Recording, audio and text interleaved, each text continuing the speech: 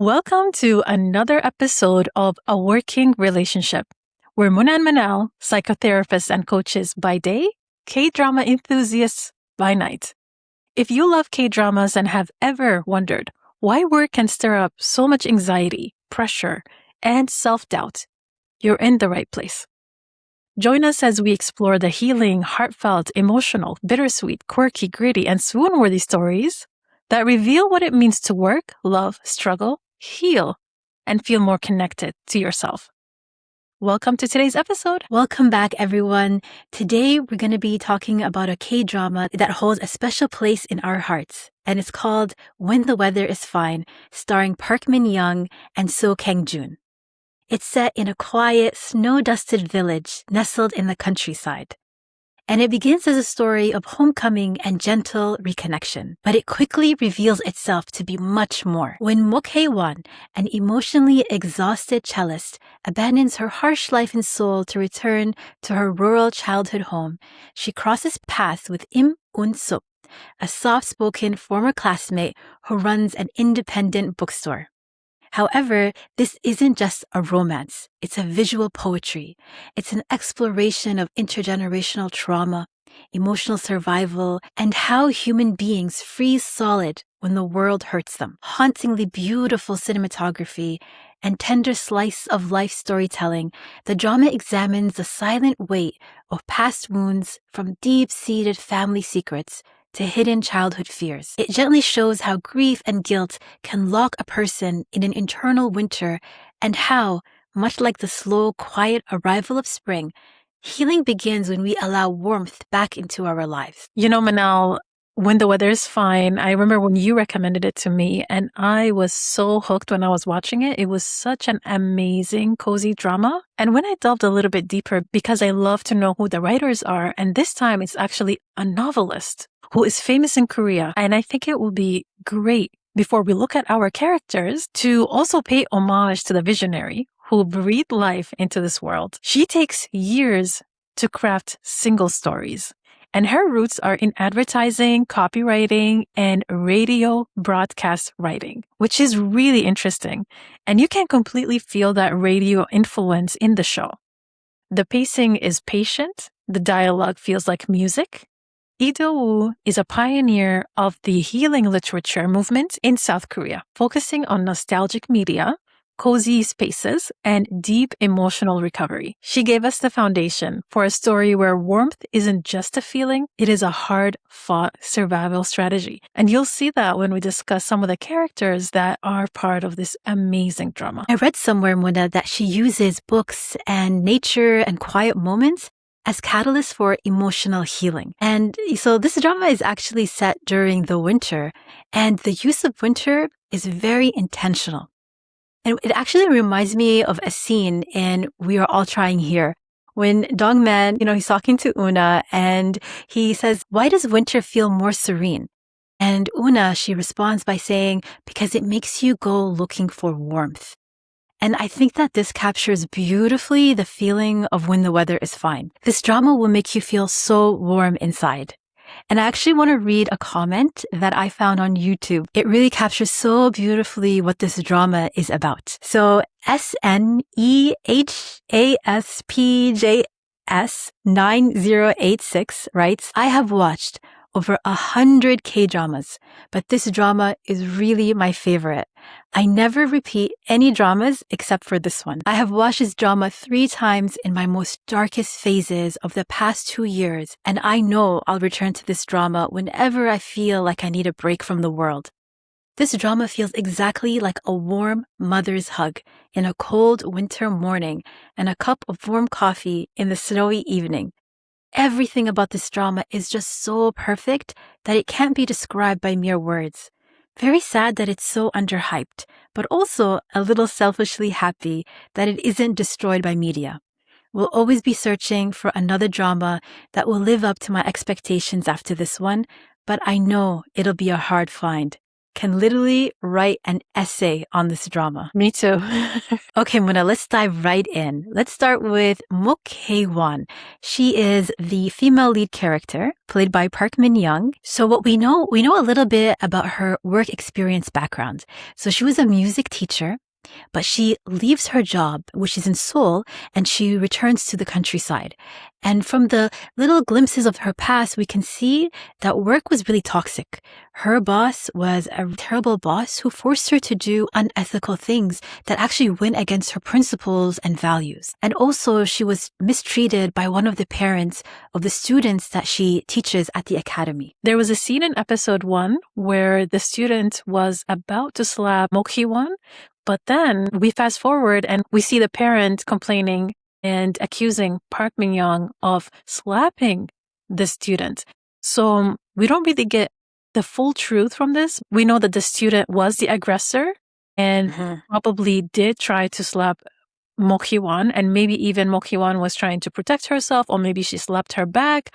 We don't know exactly what happened, but we can see that the mother, the business owner, all of those people were against Park Min-young's character and were not interested to even hear what she had to say. And that was kind of like the trajectory of her leaving her job and leaving all the toxicity behind and going to a warmer place. And it might not be warm in terms of the season, but it was warmer because this is where her grandmother used to live. And as you go through with the story, you know that she's very close to her grandmother. She was the only person that really showed her warmth growing up. So we know that she goes back to Bokhyun Village, which is a character of its own. This village is really cozy, very cute. The people are really close to each other. And obviously she has those fond memories. Going to a place where she feels that warmth again is obviously really important for someone who doesn't have anybody where she lives and really going through things on her own, which can make it so much tougher to go through something when you're doing it all by yourself in a city where really you don't have anybody to talk to. You know, Mona, you're right. Like, she goes back to her hometown for that warmth, but she's not really met with that warmth in the guest house with her aunt, who doesn't really ask her why she's back. She's not asking the questions about what may have happened to her. And also, Hae-won doesn't actually share it with her aunt. So you can tell that there's a bit of maybe a distance there, but you can see that Hae-won is seeking something. She is seeking some reprieve from her time alone in Seoul that seemed like a really rough life on her own. And so her aunt says, when are you going back? There's no welcoming. There's no, the warm food and just like, yeah, come stay. How long are you staying? It's more just like, you have to have a job. You have to go back to work. But Hae-won doesn't really engage with it too much. And I remember there was a scene where they're in the kitchen and she's warming up the food and she sees a picture of her grandmother and she's like, oh, is that me there? And it's like she got really excited to see herself. And, maybe there was a connection there of like those times, right, where she had that warmth and she had that feeling of being connected to her grandmother.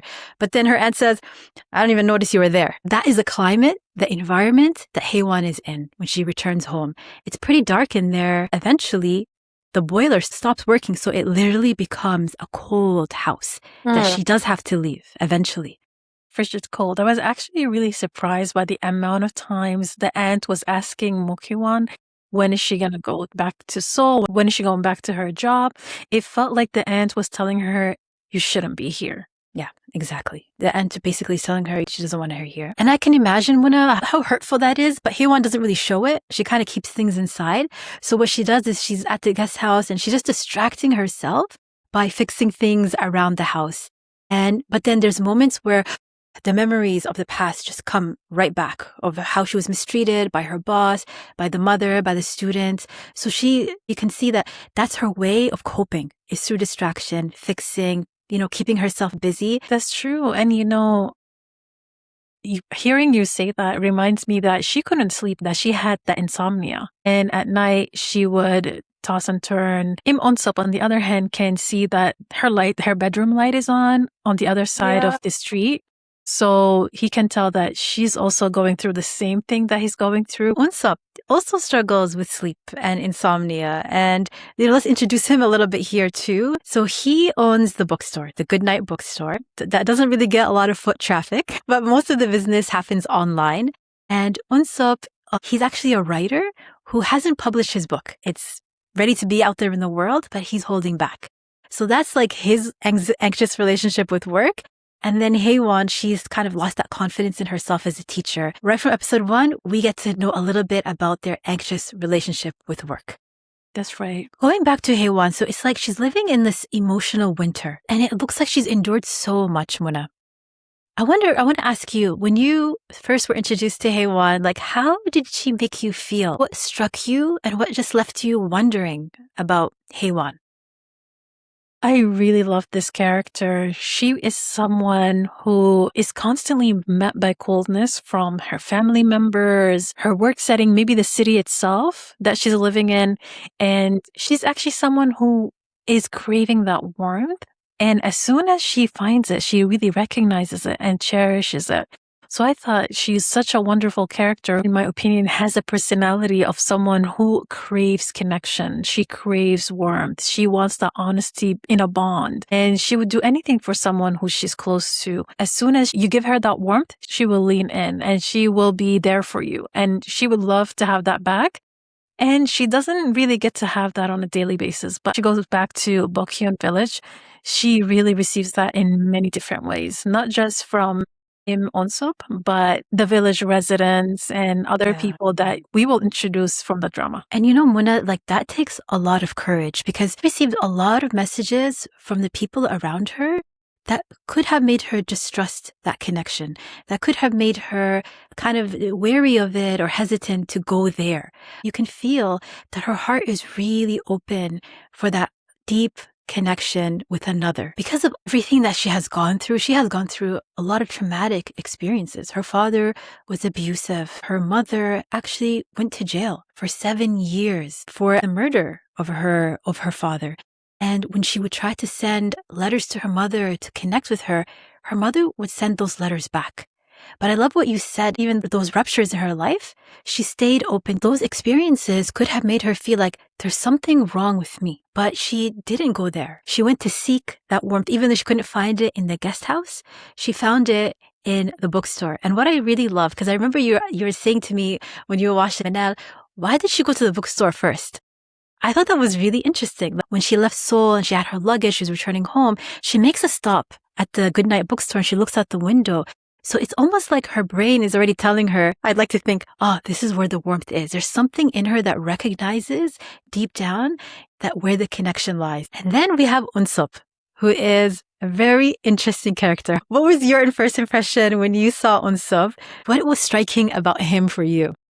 I found him really funny. I really loved that he puts on a front that he's like this really confident and outgoing person, and he has all these connections in the village. And I was wondering if the members of the book club were brought in by Lee Jang-woo and not him, because he doesn't seem to be the person who would go out of his way to make connections, and you really kind of have to force yourself into his life. And that's actually what Mok Hae-won did, is like she kind of reached out to him and talking to him. But of course, because he had a little bit of a hand, like he was reaching out in covert ways. He wasn't really being loud about it. It was all about his actions. He was showing her warmth in different ways. And she's like, maybe this person can be someone I can talk to, hang out with, someone I actually know from childhood. But actually, I want to go back to the credits of the drama. The credits were so beautiful. Yeah. And it showed that Mok Hae-won, when she was walking from Seoul, it transitions her walking from Seoul to Bokhyun's village.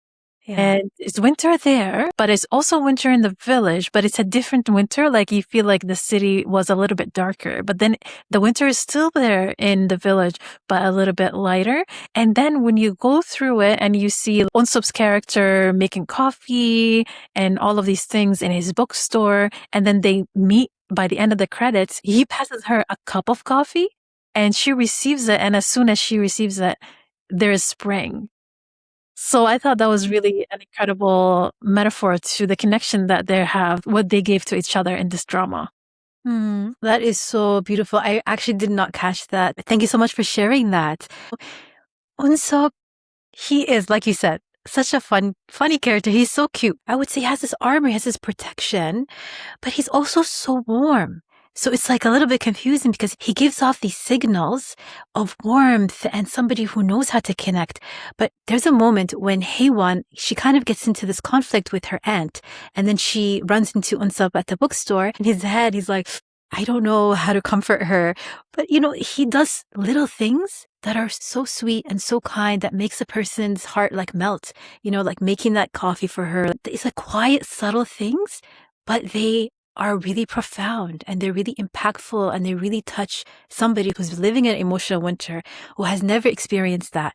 So I found Eun-seob's character very intriguing. He shows us such a warm and kind character. I think it's his self-talk, right? That's a good point. Yeah, tell me more about that one. His self-talk. Yeah, because he's on the outside, he's actually doing all those things that you would think somebody who knows how to connect, someone who's warm. Yeah. But then because he has a lot of internal dialogue, and the internal dialogue really shows how critical he is of himself. And it's usually about connection. And he's saying, I don't know how to comfort someone, like you said before, and how he's criticizing his little things that he does for Mok Hae-won when actually Mok Hae-won really loved all the stuff that he was doing for her. And maybe we'll talk a little bit later about where those negative beliefs stem from, because obviously they came from somewhere.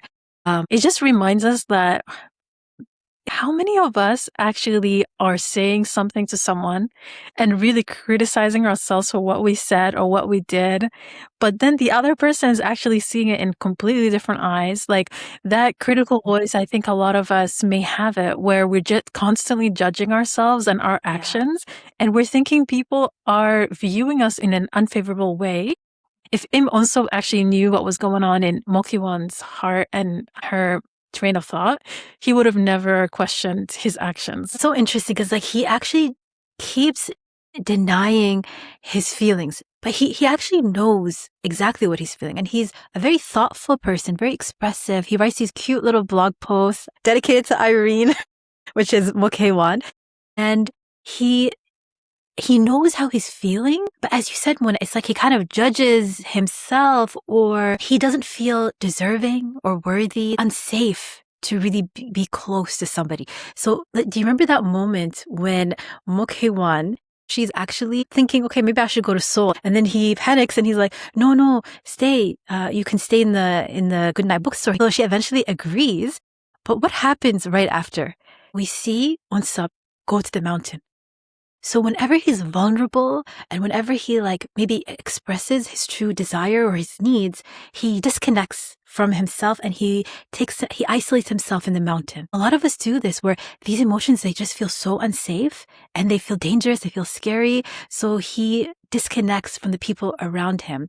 But what I really love is that Mok Hae-won, she will go after you. When she opens her heart to someone, she's the only person that actually goes to the mountain to go in search of Eun-seob. And I wonder, what do you think the mountain represents? Because we know that the writer, she loves to use nature as a metaphor for something. That's a great question. I was actually just hearing you talk right now. I was thinking, does it represent relationships? Sometimes somebody who's avoidant, maybe dismissive avoidant, and is able to disconnect by maybe ghosting someone or disappearing. I'm wondering if this is the same thing where he's disconnecting by going to the mountain. So he's removing himself from this interaction. And it's not really direct. It's not the same thing as somebody who's going radio silent for a few days on the phone when you reach out to them by text or phone calls. But he actually is physically maybe going to the mountain to really distance himself. So the mountain maybe is that distance, really being completely isolated from others, which is what he's used to. He's feeling really uncomfortable with that. And I think at one point he has an internal dialogue and he talks to Mok Hae-won and he says to her, it's not you, it's me who is uncomfortable with warmth.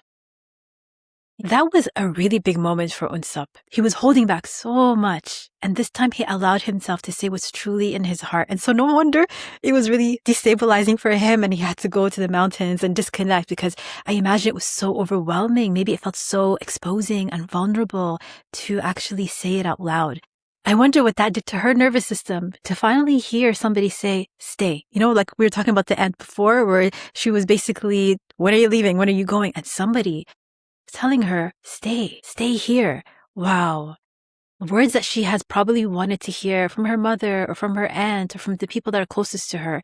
And Eun-seob says it, and it's just like you can see the shift in her. She becomes like she's so smiley, she's so happy. She's herself the way that she used to be as a child. Very playful and very kind and sweet. Like she gets to be her full self and true self with him. And you know, the striking thing about Eun-seob is that he has an online personality and an offline personality. So he actually allows himself to be himself truly online, which is how many of us are so comfortable to be ourself and say what we want to say online, when actually in real life we feel like we have to filter ourselves. We don't know who's safe, who we can really express ourselves to.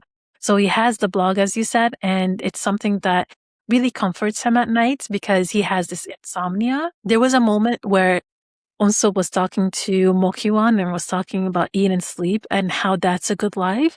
And she says, eat and sleep, is that all there is to life? And then Eun-seob says, what else is there? He writes a blog answering Mok Hae-won. He says, because sleeping well is a good thing. Waking up, eating, working, resting, and sleeping well, that's a great life. So good night, everyone. Eun-seob's biggest goal, at least at that moment, is having a good night. And there must be some things that really are holding him back, some things that are bothering him. And I think we'll be able to discuss that a little bit later. But it just made me think, which is even when I work with some clients and they talk about sleep and how it's it's something that they really want, but it doesn't come easy to them. And it makes sense because sleeping is such a basic human function that when you don't get to have it, your mental health deteriorates, and maybe even you start having negative thoughts about, why can't I sleep?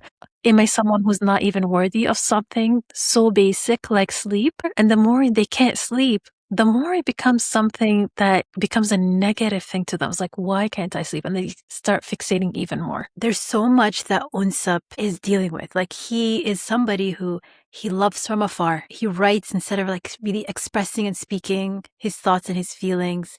He goes to the mountain. He doesn't publish his book. He disappears. He minimizes his dreams. He's always giving, but he doesn't feel comfortable receiving and asking. I imagine that we all know somebody who is like Eun-seob, who doesn't feel comfortable expressing and sharing. So Eun-seob, compared to Hae-won, he has such a protective self that really manages a lot about his life, kind of puts a lot of these restrictions and limits on his self-expression. I want to go into Hae-won's internal shift. She's starting in this emotional winter, and then working at Eun-seob's Goodnight Bookstore and also staying at the bookstore brought so much warmth into Hae-won that when she leaves to go back to the guest house, the boiler is working again and Hae-won is able to go back home to the guest house. And she notices the difference. It was such a beautiful moment when she says, I didn't even realize I was cold.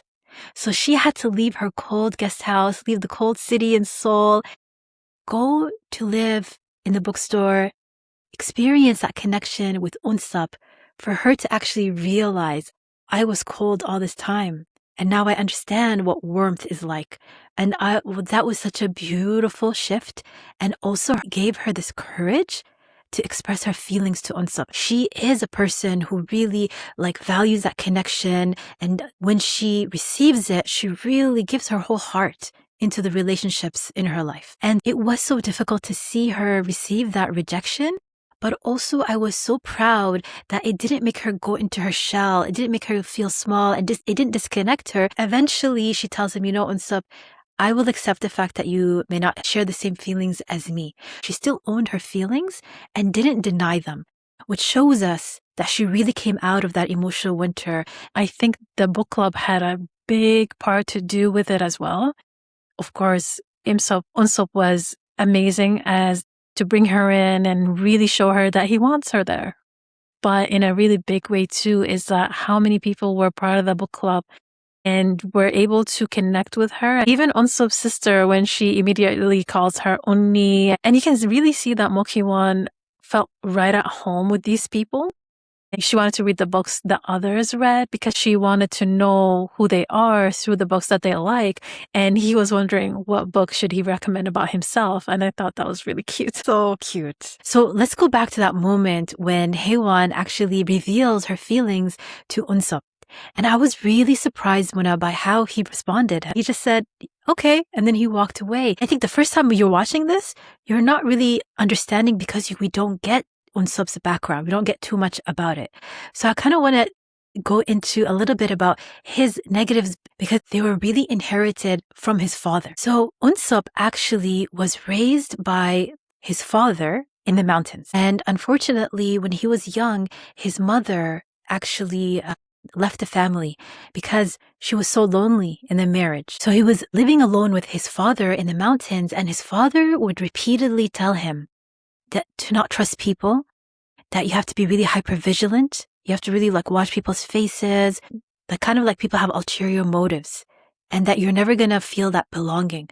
So this is really a story also of severed belonging. So that really affected how Eun-seob saw himself. And this reminds me that abuse comes in different ways, and one of them is isolation. And Eun-seob's father isolated him from others and made him distrusting of others and painting Eun-seob's reality in a way that wasn't helpful to his upbringing and growing up as a young boy. Of course, we don't know the reason why his father's like that. He may have struggled with mental health, and he was someone who did not recognize that this is abusive for him to isolate his child and even his wife from other people, and even abusing himself by having these beliefs. But thankfully, Eun-seob was able to grow up in a different household afterwards when his father passed away, and he was able to be taken in by people who had warmth, who did not isolate him from others, who did not instill loneliness as a default in somebody's life. They wanted to show him there is a different way to live, that it's beautiful to have connections. It's beautiful to trust. It's beautiful to have your needs met by other people. As you said, we don't know too much about his father's background, but when his uncle kind of came back into that picture, he was sharing the same narrative. So it does feel like, it's like something that has been passed down, from maybe generation to generation. So he internalized those beliefs. There's a moment when he says that he's so scared of being happy because in the moment where he was the most happy, it was instantly just taken from him. And so he was always kind of scared that that would happen again. The thing he wanted the most was a connection with Hae-won. But as soon as she expressed her feelings for him, he became so scared. And what's interesting too is his body was also really shutting down. It was so stressful for him to actually feel that another person cares about him as deeply as he cares for them. Yeah. And anyone who views Eun-seob's life trajectory would be so proud of how far he's come, because he was someone who had no connection with other people. So when he was adopted by that amazing family and he went to school, he was not able to really socialize with other kids. But when you see him grow up, you can see the difference. But his mind kind of did not catch up, that he's someone who is able to socialize and connect with others. When they show the memories of him being younger and how he was having fights with other kids and he was not trusting of others, it just shows how amazing the human body and mind is, and the heart is, where it can heal, it can overcome, it can learn something new. If you've seen him as a kid and you see him as an adult, it's almost like two different people. He's able to smile and talk and have a conversation. And I will say one of the healing things in his life was having a friend like Lee Jang-woo, because Lee Jang-woo was someone who's never gonna let him go. He was always gonna be in his life, and he's really, I would say he's the heart of the village, because he's someone who's able to connect people with each other. He's a social butterfly, and also was able to learn so much from him by having someone loyal to him who's able to understand him because of his upbringing and how he knew what he's gone through in the past, and was so compassionate towards him and kind of mentoring him along the way. Yes, absolutely. He was so important in Eun-seob's life. So many of these connections and relationships helped Eun-seob find that healing. It just makes so much sense that he struggled with actually publishing his book. He mattered, or that his voice mattered, or that he had even a place in this world. So his anxious relationship with work really came from these beliefs about himself, about who he is. And I love how Hae-won actually shows him and she helps him to rewrite his story. There's so many corrective experiences that he learned in relationship, that connection is safe, that people can be trusted. And it took somebody like Hae-won to say that you're not the wolf's silver eyebrow, which is actually a story about a boy who wasn't able to find any real humans in the village. And healing happens in connection. And I think this is a story that is such a beautiful reminder of that again and again. I agree with you. And actually, when you said something about publishing his book, I'm wondering too if part of him did not feel safe to share who he is with other people. So maybe he felt really vulnerable and vulnerability made him so uncomfortable. So if he shared something of himself, which probably all writers feel like it's something that comes from them, he would feel that, you know what, I might get rejected or I don't feel safe with other people. Something like that might have been going through his mind, maybe subconsciously. He didn't really know what was happening, but thankfully he really overcame that. And so we saw how Eun-seob was able to heal his anxious relationship with work when he finally was able to recognize the love and the connection that was already there and that he truly does belong in this world, and him publishing his book. And then we also see with Hae-won, she returns to teaching and she recognizes that I wasn't a bad teacher after all, and she was able to recall the positive memories she had as a teacher. When they actually really faced each other and found that safety and connection, they were able to face the biggest struggles in their lives together. I also really love how Eun-seob at the end of the drama gives his mother this beautiful scarf that says "to mom with love." And so he expressed his love for her. And that was such a beautiful moment. She told him to step outside because she just really needed that moment for herself because it touched her so, so deeply. Eun-seob is finally able to express himself. And also Hae-won is able to return to her job as well. And you know what, Manel? What I realized is this whole time, Eun-seob was actually able to connect but didn't recognize it within himself with his adoptive parents and sister. They really felt so close to him. And you can only feel so close to someone who's able to connect with you as well. I really loved his adoptive mom's love for him and how caring she was towards him, and his father standing up for him and his sister always joking around, but it's out of love. It really signaled to me that Eun-seob this whole time was healing all these wounds through this amazing family, and he was giving them back that connection without realizing that he was actually capable of having that connection, that deep connection with other people. And obviously, there are some characters who have made this drama so fun to watch. So Muna, what are characters that really stood out to you, that left an impression on you? I think, to be honest, all of them. They're so wonderful. If we explore the character of Mok Hae-won's aunt, who was always wearing sunglasses, even indoors, what comes to mind to you, Manal? The aunt is such a unique and interesting character. Every time she came on this screen, I was really captivated by her, to be honest. She's such a mystery. You know that she has a deep, deep story, and you can't help but wonder what she has gone through. So the sunglasses, although she looked really cool, but she was hiding something. There's a lot of family secrets that show up in the drama, and that's one of the things that really frustrated Hae-won, that the family was carrying pain on their own.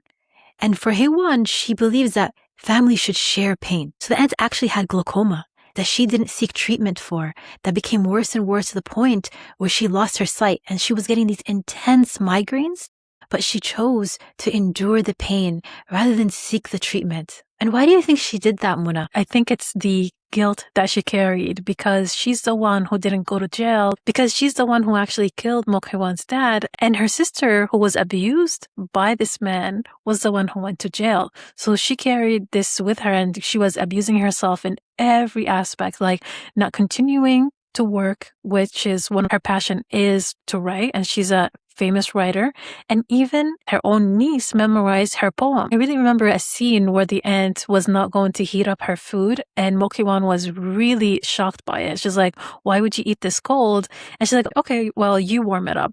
And she didn't even care about the simplest of things. And she was not taking care of the guest house, so she was living in such bad condition in the house. The only warmth she was able to give someone else was to the dog that she found, and she was carrying him everywhere everywhere and she's giving all the warmth to this dog, but not to anybody else. You know, guilt is actually an inhibitory emotion. And what it does is suppresses our core emotions. So the aunt had a lot of grief that she was actually not able to openly express to anyone. And she had to push it down and push it down. And so that guilt was her way of managing those really intense emotions because she didn't feel like she was allowed to really let them out, to really express them and feel them. So I really did feel a lot of compassion for the aunt and what she was going through. That's true. And in a way, too, really noticing that something like this can affect your relationship with work. As soon as she was going through something like this, the grief, the loneliness of it, the guilt of it, she was not able to produce more work. And it really looked like she was just waiting to die instead of really helping herself and really go on with living. And her sister told her, live your life, find love, continue to write. She didn't want her to hold on to that guilt, but she wasn't able to do that. And the moment that she was finally able to tell the truth and actually write the book and share it with Hae-won, that's when her spirit was finally able to be free. And she was no longer beholden to the guilt anymore. And you know, the opposite of that, someone who allows themselves to live and have fun and really connect with others is Lee Jang-woo. He was the one connecting the village, the people in the village together. What I find really interesting about him as well is that he grew up in such a pressure-filled upbringing where he had to really excel and be perfect in everything he does. He was the top 3 people in his class, and he really had a vulnerable moment that if you didn't look for it, you wouldn't be able to catch it, where he was saying, actually, it was a lot of pressure. It was a lot of work. And I really had to go through a lot to really get to SNU and make my family proud, essentially. But part of him that I find really interesting is his clumsiness. So whenever you see him nervous or anxious about something, he becomes really clumsy. And he drops things. There is one moment where he saw an elder and he got up and his chair fell down. He was feeling nervous that he didn't recognize him or something like that. There was a time when he was holding some drinks and he dropped all of them. And he's like, this only happens to me. And I thought that was really kind of a little bit sad, to be honest, because I felt he was saying that he's someone who was raised with the message that he should be perfect at all times. So when he did something so simple like dropping the drinks, he was really taking it as like, oh my gosh, this really just happens to me. And I wonder if his mom would say that to him when he was growing up, because he kept mentioning his mom and the pressure she puts on him. She always had some goals for him set up, like obviously going to university, excelling, and maybe even not just any university, like the top university. And then the next goal is to get married, and he's not ready to get married and he's not ready to be in a relationship. There was one scene when he came to the bookstore and he wanted to talk to Eun-seob and maybe even Mok Hae-won. It was really just about his mom. But he doesn't let on that he's having a difficult time. Like, he really takes it on the chin. And he doesn't really complain or even share. He just always looked at the positive, and he was always leaning into what was true to his life, which is he loves being part of the village. He really loves being with other people. He might have been the reason that a lot of people joined the book club. And speaking of the book club too, you mentioned before how, it was so interesting how diverse the book club was. We have a grandfather and his 9-year-old grandson, a mother in her 40s, the talkative owner of the light shop, 2 high school students, one of them an aspiring rapper, and the other one is Eun-seob's sister, who always refers to herself as the outcast, a civil servant, Lee Jang-woo, Eun-seob, owner of the bookstore, and Hae-won, who's a cellist. And one of the things that the author wanted to show is that literature is for everyone and that it shouldn't be elitist. And that literature in its essence is supposed to be healing. That's true. It's a form of connection, right? People are writing about their own experiences, or they're imagining other people's experiences and sharing that with the world. And Lee Jang-woo really showed that you don't have to have this really big career, this really living in the big city. He did not connect with the big city living in Seoul. And as soon as he was able to, He found a job in Bokhyun Village and moved back to work as a civil servant, which doesn't get the glamour of other careers, but he really takes his job so seriously. He loves it because he gets to help others. He really has a wonderful, healthy relationship with work because he found what he wanted to do and was able to do it through service of others. So inspirational. I really love his character. And we can't end this podcast without talking about Kim Bo-young. I think she's a character that is very human, where I think a lot of us can relate to her. She can't stop letting go of something that happened 10 years ago because she might feel guilty about it, but also feels like I need to explain myself, and she just doesn't let it go. She was the close friend of Mok Hae-won, and she actually betrayed her in high school. And Hae-won never was able to get over it. Because she kept calling it a misunderstanding. Yes. And that's the thing. She was never apologetic to Hae-won. She never said to her, my bad, like I did something wrong. She kept trying to make excuse after excuse after excuse. And Hae-won set that boundary. It was a really firm boundary. And she never looked back again. And that really bothered Bo-young. So she kept trying. She was very persistent and relentless in trying to get her side of the story heard by Hae-won. A lot of times we feel like we have to defend ourselves and make excuses. And it's really hard to admit fault and to admit that we made a mistake. Why do you think she was so stuck on just trying to prove her innocence and that she didn't do anything wrong, and she was really holding on to this? I think part of Bo-young's inability to really say that she did something wrong and that she's sorry and she really didn't mean it. And it's true, she didn't mean it. But I do wonder if she's someone who's that attached to not having made mistakes. Even in the high school scenes, you can see what Bo-young has is what appears to be a low self-esteem. Bo-young kind of takes herself down before others can take her down. Yeah. So you can tell that she also is in that emotional winter with her own family where she doesn't have that connection. Where when she found a connection, she really wanted to hold on to it. But when it was severed, she was not able to handle it very well. She really took it really hard. And instead of an apology, she instead leaned into that it's a misunderstanding. And that's something that Hae-won could not accept because she promised her that she will never share it with anyone else. Do you think, if Bo-young had actually acknowledged her mistake and actually apologized sincerely, that Hae-won may have actually maintained that friendship with her, or that even after that rupture, there could have been a repair in that relationship? I do wonder about that too. Maybe Hae-won would have taken time away from her, but maybe she would have been able to move forward and still keep her in her life. But it's because of that lack of apology that she really just couldn't move forward. Yeah. And it was really a severe break of trust because it did cause so much suffering for Hae-won at the high school. Yeah, because she was bullied throughout her experience in high school, which is what she ran away from in Seoul. Yes, exactly. Which actually makes me think about another character I'd like to give a shout out to, which is Oh Young-woo. When Bo-young revealed that secret about Hae-won, which caused her to be bullied and treated as an outcast, he reached out to Hae-won when no one else did, and he sat beside her at lunch. And because of him, she was actually able to find other friends, which really made a difference in her experience at high school. And years later, she actually recognized that and expressed that to him, her appreciation for him in the high school reunion. His small role in her life made a really big difference.